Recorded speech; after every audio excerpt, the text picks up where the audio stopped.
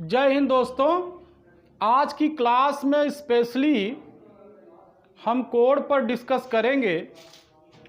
ये topic SSC student के लिए और यूपी टेट की तैयारी करने वाले सभी स्टूडेंट के लिए बहुत ही महत्वपूर्ण है दोस्तों।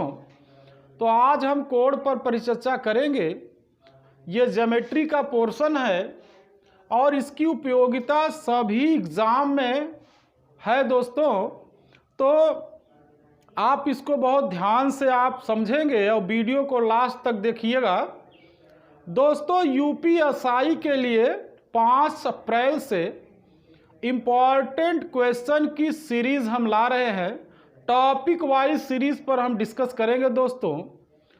चैप्टर वाइज टॉपिक वाइज हम चलेंगे। एक एक चैप्टर से 40 इम्पॉर्टेंट क्वेश्चन को उठाएंगे और उस पर डिस्कस करेंगे दोस्तों। तो यूपीएसआई के लिए 5 अप्रैल से जो क्लास हमारी स्टार्ट होगी बहुत ही पावरफुल क्लास होगी और आपको रिस्पांस भी मिलेगा और उसमें ऐसे प्रश्नों का हम जो है समावेश करेंगे जो कि पावरफुल क्वेश्चन हो और एसआई के एग्ज़ाम के दृष्टिकोण से इम्पॉर्टेंट हो दोस्तों। तो उस पर हम डिस्कस करेंगे 5 अप्रैल से। आज की क्लास में हम जैसा बताया हमने कि डिस्कस करेंगे कोड पर। तो आइए कोड के विषय में आपको समझाते हैं। कोड क्या है। यूपी टेट के एग्ज़ाम में कोड से क्वेश्चन आ चुका है। कोड पूरक, कोड संपूरक कोड से, और इसके अलावा बहुत सारे एग्ज़ाम में कोड से क्वेश्चन बने हैं। तो इसको हम अच्छे से समझेंगे दोस्तों। एक्चुअली कोड 2 रेखाओं के झुकाव को कोड कहते हैं दोस्तों, या 2 किरणों के झुकाव को कोड कहते हैं, या 2 रेखा खंडों के झुकाव को कोड कहते हैं दोस्तों। जैसा आप परिचित होंगे, बिंदुओं के बिंदु पथ से रेखा का निर्माण होता है, अर्थात एक रेखा पर अनंत बिंदु होते हैं। रेखा का दोनों दिशाओं में विस्तार अनंत होता है। अगर रेखा को हमें प्रदर्शित करना है तो इस प्रकार से दोनों साइड में तीर लगाकर हम दिखाते हैं दोस्तों। रेखा के भाग को हम रेखाखंड कहते हैं। अगर किसी रेखा पर हम 2 पॉइंट रख दें तो इन 2 पॉइंट के अंतर्गत जो रेखा का भाग होगा वही रेखाखंड कहलाएगा। तो यहाँ ए बी रेखाखंड है। रेखाखंड ए बी को हमें दर्शाना है तो ए बी के ऊपर एक ऐसे लाइन खींचकर दर्शाते हैं दोस्तों। तो ये रेखाखंड हो गया। इसी प्रकार अगर रेखा को हमें दर्शाना है ए बी को, तो दोस्तों इस टाइप से दोनों तरफ तीर लगा के दिखाते हैं। ये रेखा को हमने दर्शाया। और दोस्तों अगर हमें किरण को दिखाना है तो किरण का एक दिशा में विस्तार अनंत होता है और एक इनिशियल बिंदु होता है दोस्तों। तो यहाँ पर वो अगर कोई किरण है तो किरण को हम इस टाइप से दिखाएंगे दोस्तों, तीर के माध्यम से। तो ये संकेत की बात हमने की बताया जो है कि ये अगर ऐसा कहीं लिखा है ए बी तो इसका मतलब ए बी एक रेखाखंड है। अगर कहीं ए बी के ऊपर इस टाइप से दोनों तरफ तीर लगाकर ये निशान बनाया गया है तो ये रेखा है ए बी। और मैंने बताया दोस्तों अगर ए बी लिखा है, 1 साइड तीर लगा है, तो यह किरण को प्रदर्शित कर रही है ए बी। तो ये संकेत हैं प्रदर्शित करने के। तो आइए हम कोड पर चलते हैं और कोड को आपको समझाते हैं दोस्तों।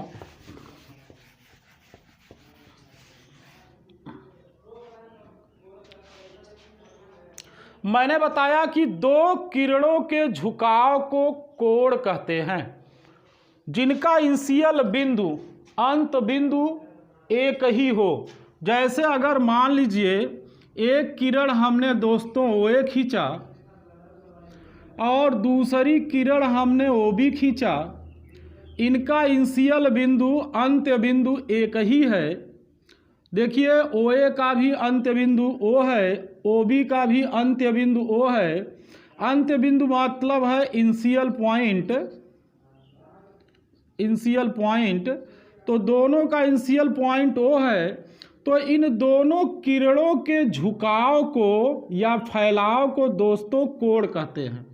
दो किरणों के झुकाव या दो किरणों के फैलाव को कोण कहते हैं। और एक तो इस प्रकार से हम कोण को परिभाषित करते हैं, दूसरी परिभाषा हमने बताया दो रेखा खंडों के झुकाव को कोण कहते हैं। जैसे एक रेखाखंड हमने AB ले लिया, दूसरा रेखाखंड हमने AC ले लिया, इन दोनों रेखा खंडों के झुकाव को दोस्तों कोण कहते हैं या दोनों रेखा खंडों के फैलाव को कोण कहते हैं। तो ये हमने किरण से डिफिनीशन बताया और ये रेखाखंड की सहायता से हमने डिफिनीशन बताया। कुछ किताबों में AB को आधार रेखा बोलते हैं, ये AB आधार है, और AC को हम मान रेखा बोलते हैं। तो इस प्रकार से आधार रेखा और मान रेखा का जो झुकाव है यही कोण है। तो आप समझ सकते हैं दो किरणों के झुकाव को कोण कहते हैं और दो रेखा खंडों के झुकाव को कोण कहते हैं। तो ये कोण की परिभाषा हो गई। अब हम डिस्कस करते हैं कोण के प्रकार पर। तो कोण कितने प्रकार के हैं?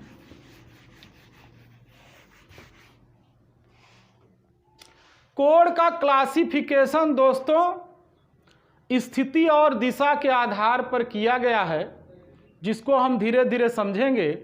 तो पहले प्रकार का जो कोण है वह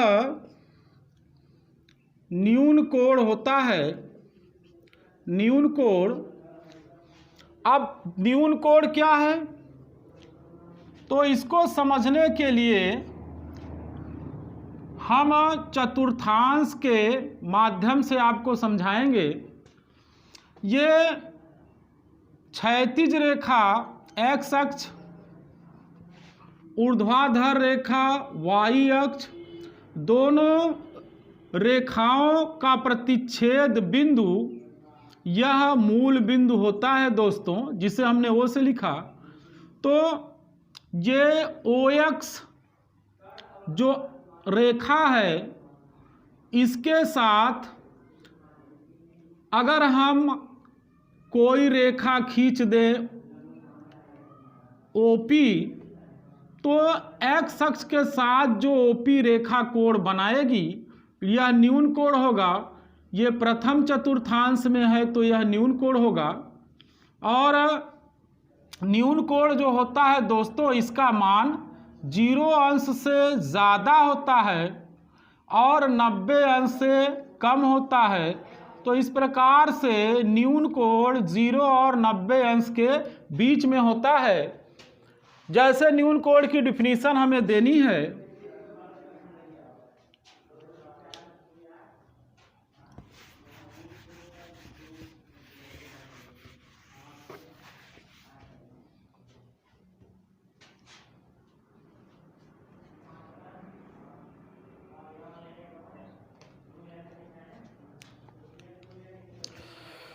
दोस्तों आइए कोण के प्रकार पे चलते हैं। तो कोण का पहला प्रकार क्या होता है?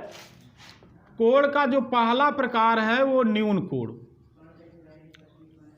कोण को स्थिति और दिशा के आधार पर बांटा गया है। स्थिति और दिशा के आधार पर ही कोण का क्लासिफिकेशन किया गया है, तो इसको हम धीरे धीरे समझेंगे। न्यून कोण क्या होता है दोस्तों?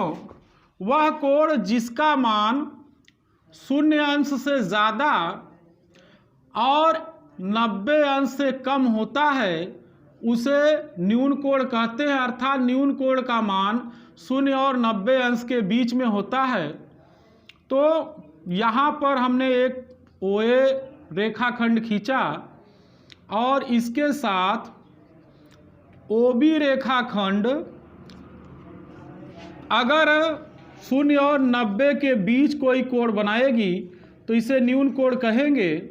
तो इसका फिगर न्यून कोण का इस टाइप से बनता है दोस्तों।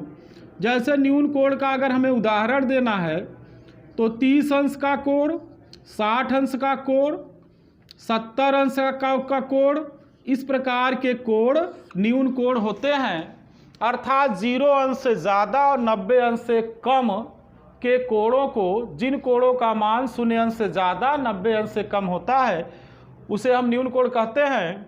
न्यून कोण के बाद दूसरे प्रकार के कोण पे आते हैं दोस्तों। दूसरे प्रकार का कोण होता है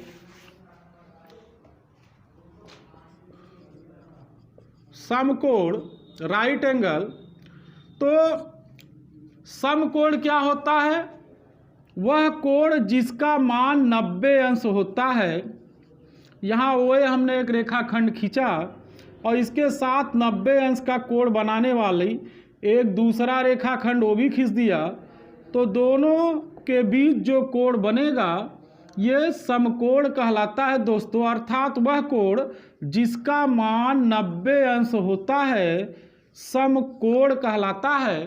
तो ये दोस्तों समकोण का हमने फिगर बना दिया। दोस्तों समकोण अलग अलग परिस्थितियों में बनते हैं। जैसे आपको याद रखना है, अगर किसी बिंदु से किसी रेखा पर बहुत सारी रेखाएं हम खींचें तो इन रेखाओं में जो सबसे छोटा रेखाखंड होगा, सबसे छोटा रेखाखंड होगा वही लंब होता है। तो ओ से अगर ए बी पर बहुत सारे रेखाखंड हमने खींचा, ये ए बी एक लाइन है दोस्तों, तो ओ से ए बी पर हम बहुत सारे रेखाखंड खींचे, जैसे मान लीजिए OP1, OP2, OP3, यहाँ पे OP4, OP5, OP6, तो इन सब में जो सबसे छोटा रेखाखंड होगा ये लंब होगा, और इसी को हम बिंदु O से AB पर जो रेखा हमने खींचा OP, यही रेखा बिंदु O से AB की दूरी को प्रदर्शित करता है। अर्थात ये दूरी जब सबसे कम हो जाएगी तो OP लंब हो जाता है AB पर। ये कॉन्सेप्ट हम यूज करते हैं सर्कल में। अगर मान लीजिए वृत्त है और उसकी कोई जीवा AB है, तो उसके केंद्र से अगर जीवा की दूरी को हमें दिखाना है तो दोस्तों ये समकोण लंब खींचकर ही दिखाते हैं।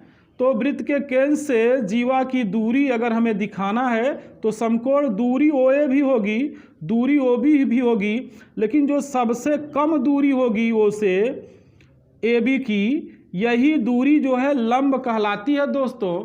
तो यहाँ भी समकोण बनता है वृत्त की स्थिति में।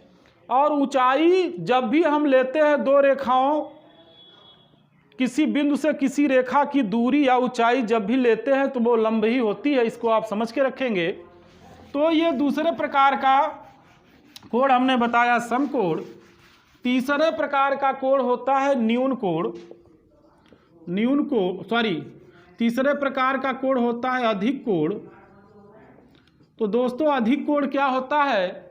वह कोण जिसका मान 90 अंश से अधिक 180 अंश से कम होता है। तो यहाँ पर मान लीजिए एक रेखा खंड OA है, इसके साथ अगर 90 अंश से ज़्यादा कोण बनाने वाली रेखा खंड OB हम खींच दें तो OA और OB के बीच का कोण अधिक कोण कहलाएगा दोस्तों। तो अधिक कोण वह कोण होता है जिसका मान 90 अंश से अधिक होता है और 180 अंश से कम होता है दोस्तों। 180 अंश से कम होता है, अर्थात ये थीटा जो है 90 और 180 के बीच का कोण होता है। तो वह कोण जिसका मान 90 अंश से ज़्यादा 180 अंश से कम होता है उसे हम अधिक कोण कहते हैं।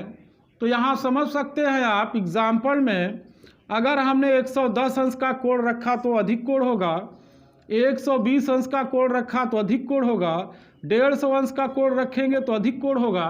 तो इस प्रकार से वह कोण जिसका मान 90 अंश से ज़्यादा 180 अंश से कम होता है वो अधिक कोण होता है। फिगर इस टाइप से बनाते हैं दोस्तों। यहाँ एक OA रेखाखंड खींचेंगे और दूसरा रेखाखंड OB खींचेंगे और ये एंगल जब रखेंगे तो इस टाइप से समकोण से ज़्यादा हम रखेंगे और 180 अंश से कम रखेंगे, तो इस प्रकार का कोण अधिक कोण कहलाता है। ये तीसरा प्रकार हो गया दोस्तों। चौथे प्रकार पे चलते हैं, रिज कोण या सरल रेखीय कोण इसको बोलते हैं। तो रिज कोण क्या होता है आपको ध्यान रखना है।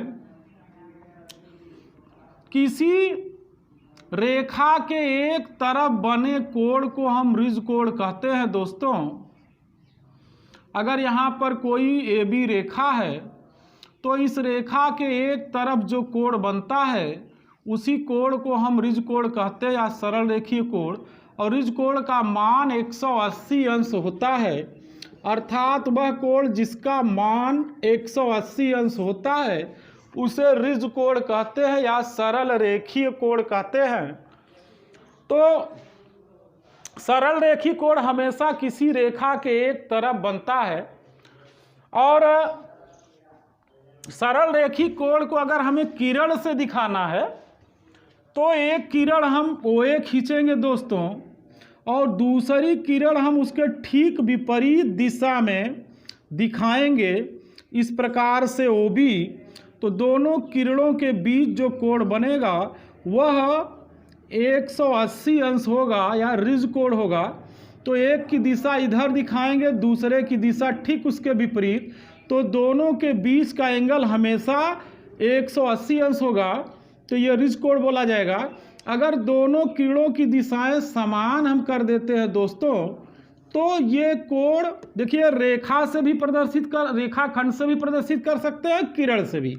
तो दोनों किरणों की दिशाएं अगर समान कर देंगे तब ये कोण 0 डिग्री बनता है। दिशा समान होने पर, अर्थात दो किरणें अगर समान दिशा में हैं तो उनके बीच का कोण 0 अंश होता है। अगर दो किरणें विपरीत दिशा में हम दिखा रहे हैं तो उनके बीच का कोण 180 अंश होता है। तो इस प्रकार से आपने देखा जो है कि रिज कोण क्या होता है। अब रिज कोण के बाद चलते हैं दोस्तों बृहत कोण या इसको प्रतिवर्ती कोण बोलते हैं दोस्तों, प्रतिवर्ती कोण। तो बृहत कोण या प्रतिवर्ती कोण क्या होता है, जब कोण का मान दोस्तों, जैसे आप हमने एक रेखा खंड OA खींचा और दूसरा रेखा खंड OB खींच दिया, तो बृहत कोण का मान याद रखना है ये 180 अंश से ज़्यादा होता है और बृहत कोण का मान 360 अंश से कम होता है। तो 180 और 360 अंश का कोण इसको छोड़कर ये बाहर वाला बनेगा दोस्तों। तो 180 अंश से ज़्यादा और 360 अंश से कम के कोण को बृहत कोण कहते हैं, अर्थात थीटा 180 और 360 के बीच में होगा दोस्तों। इसी कोण को हम प्रतिवर्ती कोण भी कहते हैं। इसका एग्जाम्पल अगर हमें समझना है, टेट के एग्जाम में आ चुका है प्रतिवर्ती कोण का मान, तो 180 से ज़्यादा 360 अंश से कम होगा। जैसे हमने 210 अंश का कोण रख दिया तो ये बृहत कोण होगा। इसी प्रकार से 290 अंश का कोण रख दिया तो ये भी बृहत कोण होगा। 350 अंश का कोण रख दिया तो ये भी बृहत कोण होगा, क्योंकि 180 से ज़्यादा और 360 अंश के बीच का कोण बृहत कोण कहलाता है या प्रतिवर्ती कोण कहलाता है। रिफ्लेक्शन एंगल इसको बोलते हैं दोस्तों। तो ये बृहत कोण हो गया। बृहत कोण के बाद हम चलते हैं दोस्तों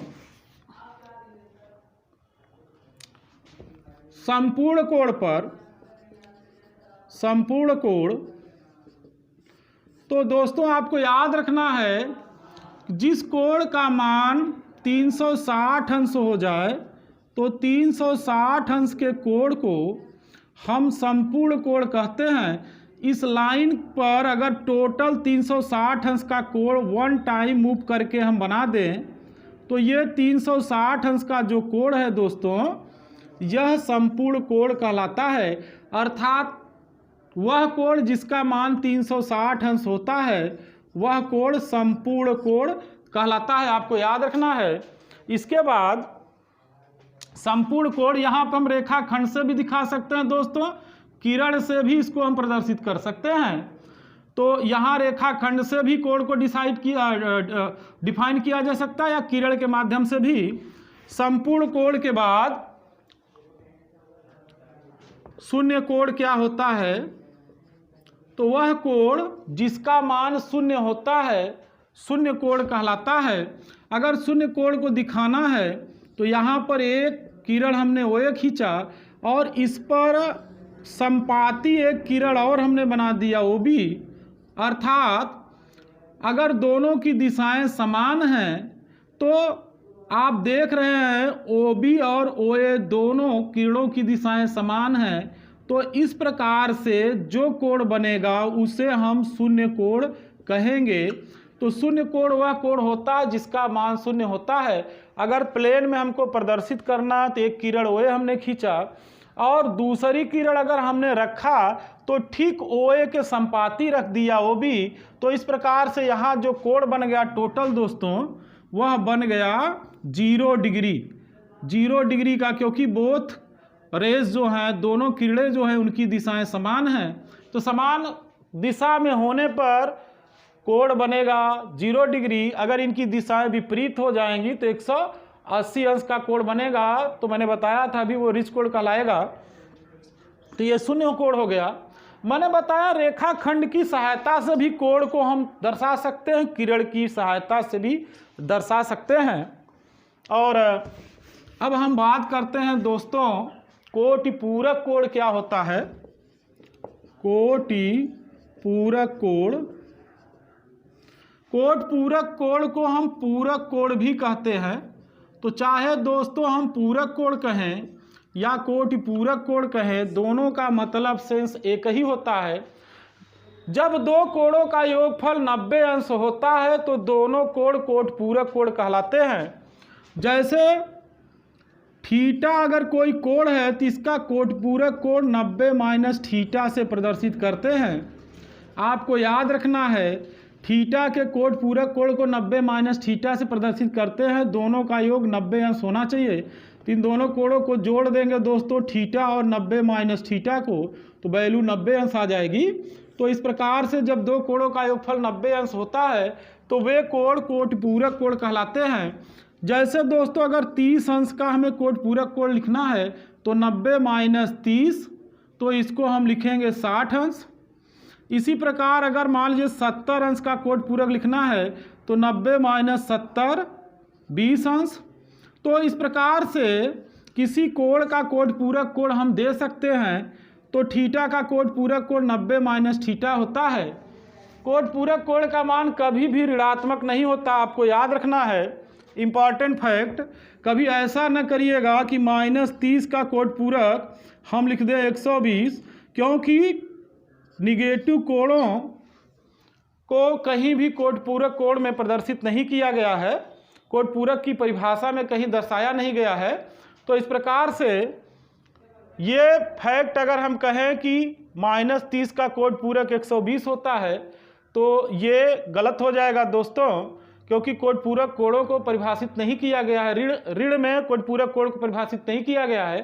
तो इस प्रकार से थीटा का कोटि पूरक जब भी हमें लिखना है तो 90 माइनस थीटा, तो 90 माइनस थीटा लिखते हैं दोस्तों। तो ये कोटि पूरक कोण की बात हो गई। इसी प्रकार हम चलते हैं समपूरक कोण में।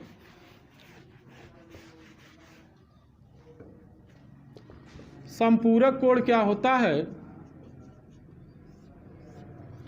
जब दो कोणों का योगफल 180 अंश हो जाए तो ऐसे दोनों कोणों को हम समपूरक कोण कहते हैं, कंप्लीमेंट्री एंगल कहते हैं दोस्तों।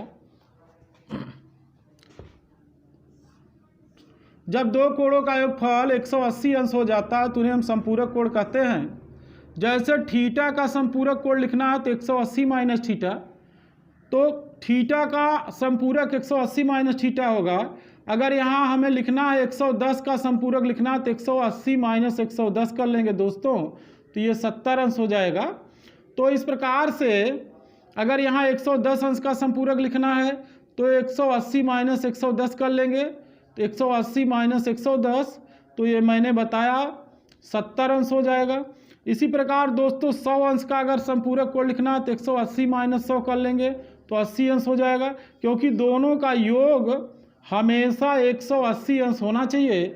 तो थीटा और 180 माइनस थीटा को जोड़ेंगे तो 180 अंश होगा। तो थीटा का अगर संपूरक कोण लिखना है तो 180 माइनस थीटा से हम लिखते हैं। तो जब दो कोणों का योगफल 180 अंश होता है तो वो एक दूसरे के संपूरक कोण कहलाते हैं। और ऋणात्मक कोणों को भी यहाँ भी जो है संपूरक कोण में भी ऋणात्मक कोणों को परिभाषित नहीं किया गया है, तो आप उसको समझ के रखेंगे दोस्तों। आइए आगे चलते हैं। ये कोण हमने दोस्तों आपको बताया, इन कोणों को हमने प्रदर्शित किया स्थिति के आधार पर। कुछ कोण ऐसे हैं दोस्तों जो स्थिति और दिशा के आधार पर प्रदर्शित किए गए हैं, तो उनके विषय में हम परिचर्चा कर लेते हैं। तो 3 प्रकार के कोणों को आपको ध्यान समझना है। ये एक संगत कोण,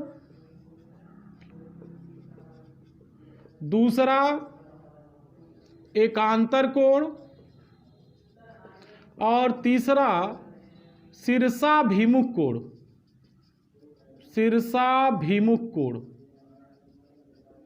इन तीनों कोणों के विषय में हम बताने जा रहे हैं दोस्तों। इन तीनों कोणों को स्थिति और दिशा के आधार पर प्रदर्शित किया गया है दोस्तों। तो आप ध्यान से समझेंगे, संगत कोण, एकांतर कोण और शीर्षाभिमुख कोण को स्थिति और दिशा के आधार पर हम समतल में कैसे दिखाते हैं। ये कोण जब दोस्तों दो समांतर रेखाओं को कोई तिर्यक रेखा काटती है तो संगत कोण, एकांतर कोण और शीर्षाभिमुख कोण बनते हैं। जब दो समांतर रेखाओं को कोई तिर्यक रेखा काटती है तो संगत कोण, एकांतर कोण और शीर्षाभिमुख कोण बनते हैं। तो आपको ध्यान रखना है, समतल में ये उत्तर दिशा हुई, ये दक्षिण और ये पूर्व दिशा और इधर पश्चिम दिशा। यहाँ लिख देते हैं, समतल में दिशा अगर हमें दिखाना है तो इधर उत्तर दिशा हो गई, ये दक्षिण हो गई, ये पूर्व दिशा और ये पश्चिम दिशा हो गई। अब स्थिति और दिशा से इन कोणों को हम प्रदर्शित करेंगे। संगत कोण क्या होते हैं दोस्तों? संगत कोण आपको याद रखना है, ये जो तिर्यक रेखा है और ये दोनों समांतर रेखा हैं, आइए इनका नाम कर लेते हैं, AB CD, यहाँ EF। इन दो समांतर रेखाओं को ये तिर्यक रेखा काट रही है तो ये तीनों कोण बनते हैं दोस्तों। तो संगत कोण कहाँ बनते हैं आपको ध्यान समझना है दोस्तों।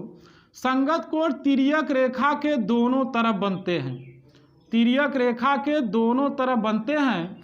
ये जो संगत कोण होते हैं दोस्तों, इनकी स्थिति और दिशा समान होती है। ध्यान समझना है दोस्तों, संगत कोण जो होते हैं इनकी स्थिति और दिशा पे हम आते हैं तो दोनों समान होती है।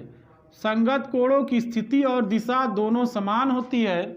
इसका मतलब स्थिति इनकी तिर्यक रेखा के एक तरफ है और दिशा हम कैसे दिखाएंगे दोस्तों, ध्यान समझेंगे। ये कोण और ये कोण संगत कोण है। ये दिशा दोस्तों, ये आपका उत्तर, यहाँ देखिए ये उत्तर दिशा है और ये पूर्व है, तो ये उत्तर पूर्व दिशा है।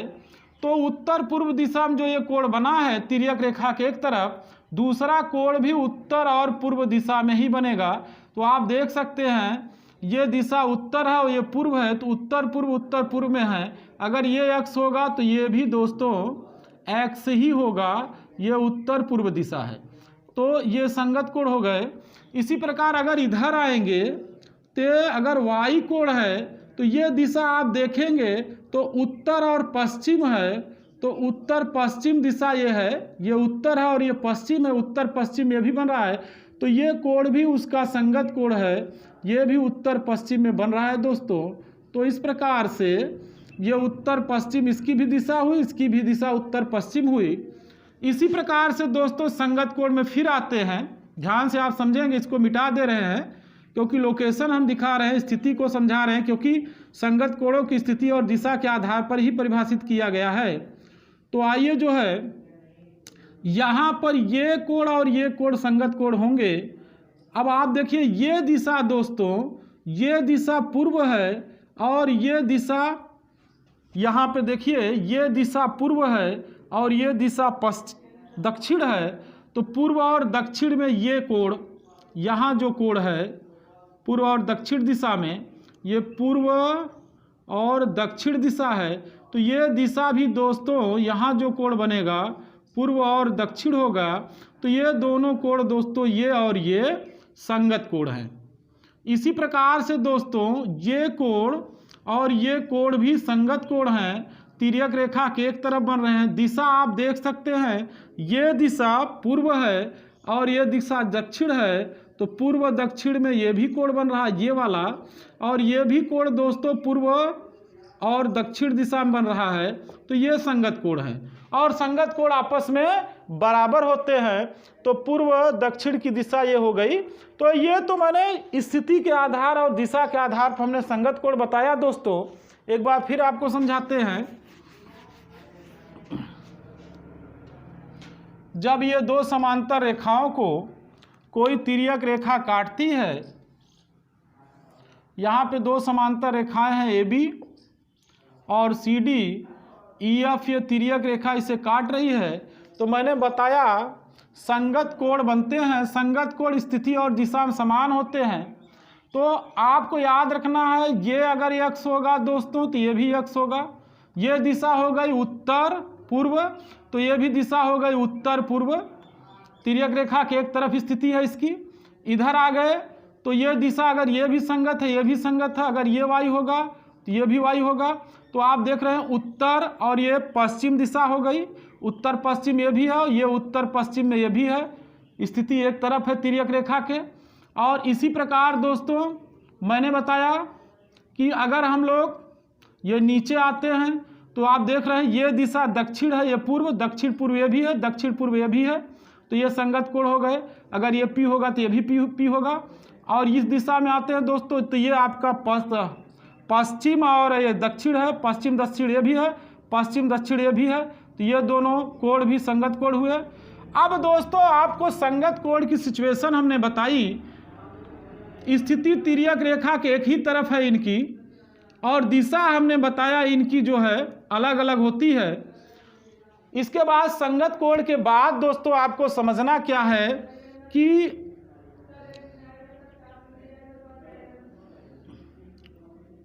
क्रमागत अंतःकोण क्या होते हैं। तो ये कोण, अंदर वाले कोण, ये दोनों क्रमागत अंतःकोण होते हैं। समांतर रेखा के अंदर की तरफ जो कोण बनते हैं ये x और y, इनको क्रमागत अंतःकोण कहते हैं। ये दोस्तों संगत कोण नहीं है, आपको याद रखना है।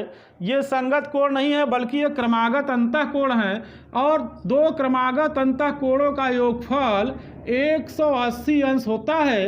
ये युग्म कोण हैं, इनको अंतःयुग्म कोण भी कहते हैं। तो दो क्रमागत अंतःयुग्म कोणों का योगफल 180 अंश होता है। ये फैक्ट हम क्वेश्चन लगाते समय यूज करते हैं, तो इसे आपको याद रखना है। तो अभी मैंने बताया संगत कोण की स्थिति। अब आइए डिस्कस कर लेते हैं ये एकांतर कोण। तो दोस्तों एकांतर कोण क्या होते हैं? एकांतर कोण तो स्थिति और दिशा अगर इनकी हम देखते हैं तो दोनों विपरीत होती है। स्थिति भी विपरीत और दिशा भी विपरीत होती है। आपको याद रखना है एकांतर कोण की स्थिति और दिशा दोनों विपरीत होती है। तो जब दो समांतर रेखाओं को कोई तिर्यक रेखा काटती है, मान लीजिए एक AB रेखा है, दूसरी CD है और इसको EF रेखा काट रही है, तो जब दो समांतर रेखाओं को कोई तिर्यक रेखा काटेगी तभी एकांतर कोण बनेंगे। एकांतर कोण की दिशा जो है वो अभी हम डिसाइड करके आपको बता रहे हैं, लेकिन स्थिति तिर्यक रेखा के दोनों तरफ बनता है। अर्थात ये कोण एकांतर कोण तिर्यक रेखा के दोनों तरफ बनता है। और दिशा इनकी विपरीत होती है। जैसे आप देखिए ये कोण और ये कोण एकांतर कोण हैं, क्योंकि आप देखिए एक तिर्यक रेखा के बाईं तरफ बन रहा है, EF तिर्यक रेखा इसके बाईं तरफ एक बन रहा है, दूसरा तिर्यक रेखा के दाईं तरफ बन रहा है, अर्थात दोनों तरफ इसकी पोजीशन है, स्थिति है। और इन कोणों की बात करेंगे तो दिशा विपरीत है। अगर ये दिशा हम ले रहे हैं दोस्तों, यह जो दिशा है, तो आप देख रहे हैं ये दिशा दक्षिण है और ये दिशा दोस्तों पूर्व है, तो ये दक्षिण पूर्व है। इधर ये एंगल दक्षिण पूर्व में बना है, तो दक्षिण का हम जब व्युत्क्रम आएंगे दोस्तों, तो ये दक्षिण का व्युत्क्रम और पूर्व का व्युत्क्रम करेंगे तो आपको ये दिशा गलत हुआ, दक्षिण और पश्चिम है दोस्तों, ये दक्षिण है और ये पश्चिम है, तो आप समझिए पश्चिम और ये दक्षिण है, तो पश्चिम दक्षिण में ये कोण बन रहा है, तो पश्चिम का उल्टा लेंगे दोस्तों पूर्व हो जाएगा और दक्षिण का उत्तर हो जाएगा, तो ये पूर्व उत्तर में बन रहा है। ये कोण पूर्व उत्तर में बन रहा है और ये कोण पश्चिम दक्षिण में बन रहा है, तो ये कोण एकांतर कोण है। और इसी प्रकार अगर हम दूसरी साइड में आते हैं, ये कोण और ये कोण देखते हैं, तो ये तिर्यक रेखा के दोनों तरफ बन रहे हैं, एकांतर हैं। अब आपको याद क्या रखना है दोस्तों कि ये दिशा क्या है, इसकी पोजीशन देख रहे हैं, इसकी दिशा को देखते हैं, पोजीशन तो तिर्यक रेखा के दोनों तरफ बन रहे हैं ये, लेकिन दिशा अगर देखेंगे तो ये दिशा दोस्तों आप देखिए इधर पूर्व है और ये पश्चिम है, तो ये पूर्व है और ये दक्षिण है, तो ये पूर्व और दक्षिण में बन रहा है, तो ठीक पूर्व का व्युत्क्रम आएंगे तो पश्चिम और दक्षिण का व्युत्क्रम आएंगे तो उत्तर, तो ये दिशा हो गई दोस्तों, ये पश्चिमोत्तर दिशा हो गई, पश्चिम और उत्तर हो गई, तो पश्चिमोत्तर दिशा है और दक्षिण पूर्व की दिशा है, तो ये दोनों कोण एकांतर कोण हो गए। तो जिसको हम समझ सकते हैं, तो ये अंतः एकांतर कोण बोले जाते हैं, ये अंतः एकांतर कोण है। और अंतः एकांतर कोण के बाद दोस्तों बाह्यतः एकांतर कोण भी बनते हैं। आपको याद रखना है बाह्यतः एकांतर कोण क्या होते हैं, हम इसको समझाते हैं। तो ये दो समांतर रेखाएं हैं और ये दोस्तों तिर्यक रेखा है। बाह्यतः एकांतर कोण बाहर बनते हैं, समांतर रेखाओं के बाहर की तरफ बनते हैं और तिर्यक रेखा के दोनों तरफ। जैसे ये कोण और ये कोण बाह्यतः एकांतर कोण हैं। अब इस कोण की दिशा को आप देखिए, ये दिशा आप समझ सकते हैं पूर्व दिशा है, ये पूर्व है, तो ये पूर्व और ये उत्तर हुआ, तो उत्तर पूर्व में ये बन रहा है, तो उत्तर का ठीक उल्टा आएंगे दोस्तों तो दक्षिण हो जाएगा, और पूर्व का पश्चिम, तो ये दक्षिण पश्चिम की दिशा है, दक्षिण और पश्चिम की दिशा है, तो इस दिशा में बनेगा ये कोण। और ये दोनों समांतर रेखा के जो है बाहर की तरफ बन रहे हैं, तो बाह्यतः एकांतर कोण हैं और तिर्यक रेखा के दोनों तरफ बन रहे हैं। तो आपको याद रखना है ये बाह्यतः एकांतर कोण है, इनकी वैल्यू बराबर होती है। अगर ये कोण आपका x होगा तो ये भी कोण आपका x होगा। इसी प्रकार बाह्यतः एकांतर कोण कहाँ बनेंगे दोस्तों, तो आप समझ सकते हैं बाह्यतः एकांतर कोण ये और ये बाह्यतः एकांतर कोण है, तो ये y होगा तो ये भी y होगा। आप दिशा देखिए, ये उत्तर है और ये पश्चिम है, तो उत्तर पश्चिम दिशा है ये, तो उत्तर का हम उल्टा लेंगे, विपरीत लेंगे तो दक्षिण हो जाएगा, पश्चिम का पूर्व, तो ये दक्षिण पूर्व दिशा हुई, तो ये बाहर बनते हैं दोस्तों, तो बाह्यतः एकांतर कोण है। तो अब एक लाइन में हमको क्या समझना है दोस्तों, एक लाइन में कॉन्सेप्ट इसका समझना है कि जब दो समांतर रेखाओं को कोई तिर्यक रेखा काटती है तो अंतः एकांतर कोण और बाह्यतः एकांतर कोण बनते हैं। अंतः एकांतर कोण क्या होते हैं, तिर्यक रेखा के दोनों तरफ इनकी स्थिति होती है, अंदर की तरफ बनते हैं दोस्तों, लेकिन दिशा विपरीत होती है। अगर ये x है तो ये x होगा, अभी मैंने समझाया था ये y है तो ये y होगा। इसके बाद ये अंतः एकांतर कोण है दोस्तों, और फिर मैंने बताया बाह्यतः एकांतर कोण में जब आते हैं तो समांतर रेखा के बाहर की तरफ बनते हैं, अंदर की तरफ बने थे, बाह्यतः एकांतर कोण बाहर की तरफ बनते हैं। जैसे अगर ये P है तो ये P होगा, इस साइड में बना या इस साइड बना, और अगर मान लीजिए ये Q है तो ये भी Q होगा। तो बाह्यतः एकांतर कोण आपस में बराबर होते हैं, क्योंकि उसका रीज़न है दोस्तों कि अगर ये P है तो ये भी P हो जाएगा, शीर्षाभिमुख कोण होते हैं। और जब ये दोनों P है तो दोस्तों अगर ये P है तो ये भी P हो जाएगा। दोस्तों आप समझ सकते हैं एकांतर कोण अभी मैंने बताया था, अगर ये Q है तो ये भी Q हो जाएगा। ये शीर्षाभिमुख कोण हो गए, अभी आपको शीर्षाभिमुख कोण विषय बताएंगे, ये दोनों शीर्षाभिमुख हो गए। तो इसी प्रकार अगर ये Q है तो ये भी Q हो जाएगा। तो आप समझ सकते हैं, आप देखिए ये P हुआ और ये Q और ये Q हुआ। तो अंतः एकांतर कोण और बाह्यतः एकांतर कोण के विषय में हमने बताया। आपको तीसरा होता है शीर्षाभिमुख कोण। तो ये क्या होता है कि जब दो समांतर रेखाओं को कोई तिर्यक रेखा काटती है या दो रेखाएं जब आपस में प्रतिच्छेदित करती हैं, आप ऐसे समझिए AB और CD, तो ये शीर्षों पे सम्मुख कोण बराबर होते हैं। जहां काटते हैं प्रतिच्छेद बिंदु पर सम्मुख कोण बराबर होते हैं, इन्हीं को शीर्षाभिमुख कोण कहते हैं। अगर ये कोण x होगा तो ये भी x होगा, और ये y होगा तो ये भी y होगा। तो इस प्रकार से जब दो तिर्यक रेखाएं एक दूसरे को काटती हैं तो शीर्षों पे सम्मुख कोण बराबर होते हैं और इन्हें शीर्षाभिमुख कोण कहते हैं। अब हम बात करेंगे अगली क्लास में दोस्तों, कोण में इनके मापने की पद्धतियां क्या हैं। तो कोणों के मापने की पद्धतियों पर हम डिस्कस करेंगे और उसमें हम बताएंगे आपको कि कोणों को मापने की 3 पद्धतियां हैं। वो 3 पद्धतियां कौन कौन हैं और उनमें कोणों के मान क्या होते हैं, इस पर डिस्कस करेंगे। तो आप हमारे साथ बने रहिएगा, वीडियो को जो है ज़्यादा से ज़्यादा स्टूडेंट को शेयर कीजिए ताकि जुड़ सके।